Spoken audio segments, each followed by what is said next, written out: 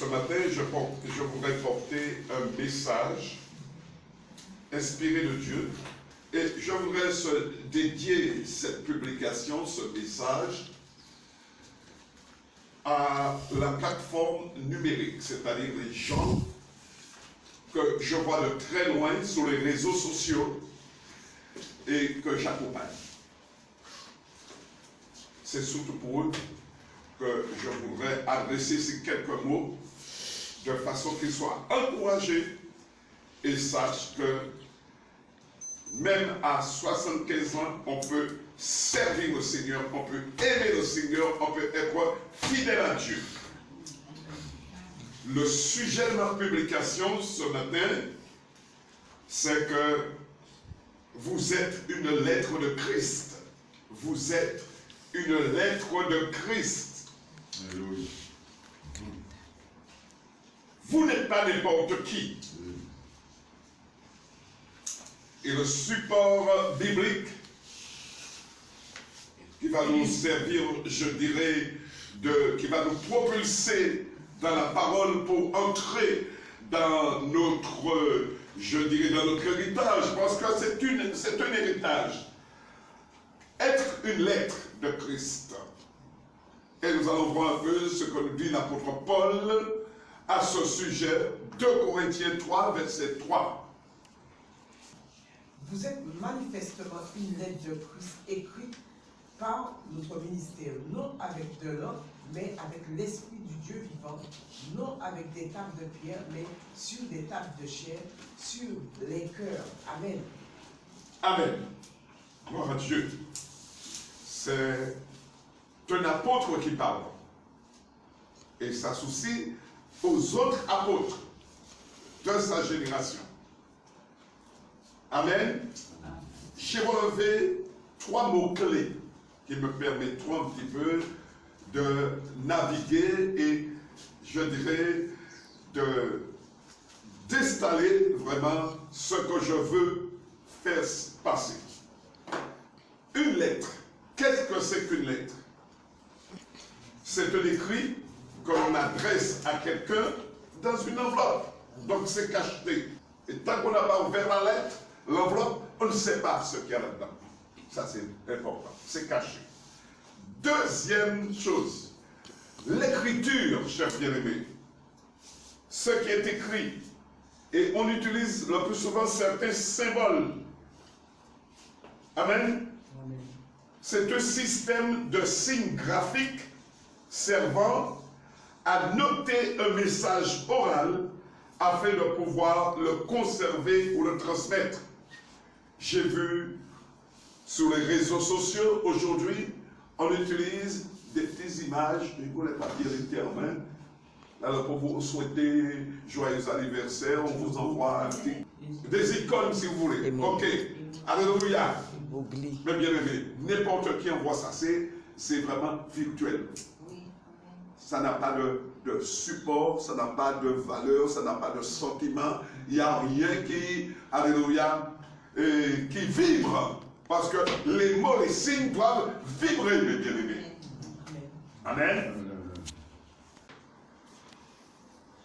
Il y a des spécialistes qui utilisent le virtuel pour, en créant des vidéos, en changeant, etc. et tout cela, pour pouvoir, je dirais simplement, mettre les gens dans l'erreur. Faisons attention. Chers bien-aimés, alléluia, devant, parce que moi je dis que c'est une attaque démoniaque que Satan utilise aujourd'hui pour rentrer, parce que le Seigneur avait dit que dans les derniers temps, eh bien, que l'apostasie, que l'antichrist allait faire son entrée. Et comme le Saint-Esprit-là, il ne peut pas agir comme il voudrait. Donc, mais il utilise déjà des stratégies. Et je dirais que l'espace numérique est rempli de dangers, surtout au niveau spirituel. Vous pouvez perdre votre vie simplement si vous n'avez pas ce qu'on appelle le discernement des esprits. Et puis si vous ne faites que... Vous savez, ça peut aider. Par exemple, la Bible, dictionnaire, etc. et tout. Mais le plus important, mes bien-aimés, c'est les papiers. Ce qui est écrit. Amen. Ce qui est écrit. Alléluia. Le Seigneur a promis d'ébranler toutes les nations à la fin des temps. Agé 2, versets 6 à 7. Nous sommes dans un mouvement, je dirais, Agé 2, versets 6 à 7. Car ainsi parle l'Éternel des armées. Encore un peu de temps, et j'ébranlerai les cieux et la terre, la mer et le sec. J'ébranlerai toutes les nations, les trésors de toutes les nations viendront, et je remplirai de gloire cette maison, dit l'Éternel des armées. Amen. Amen. Cela veut dire, chers bien-aimés, qu'il y a quelque chose que nos sens naturels ne peuvent pas encore capter, percevoir, ressentir, mais qui est en marche. La terre se prépare à recevoir et la bénédiction et le jugement. Amen. Et le Seigneur veut nous avertir, chers bien-aimés. En tout cas, Jésus est venu, il a été celui qui a montré le chemin à son ami Pierre, qui n'était même pas converti. C'est pourquoi ne jugeons pas. Il a été celui qui a montré le chemin à son ami Pierre pour accomplir ce que nos yeux verront.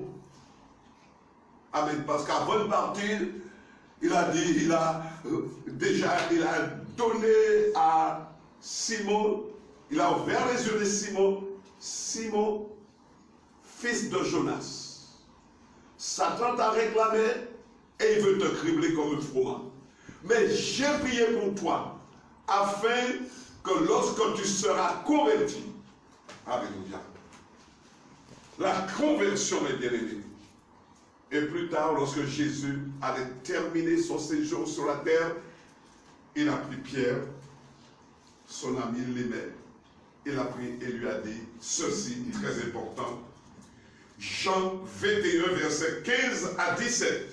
Il répondit, Seigneur, tu sais toutes choses, tu sais que je t'aime, Amen. Amen. Simon, l'aimes-tu? Paix mes brebis. Enseigne mes brebis. Éduque mes brebis. Accompagne mes brebis. Et Jésus s'en est allé. Pierre, par amour, parce qu'il aimait Jésus, dans tout son être intérieur, il aimait le Seigneur. Il a fait ce que Dieu lui avait donné, lui avait dit de faire dans l'Église. Et nous voyons dans 2 Pierre 3, versets 1 à 3, il va adresser une lettre à une assemblée.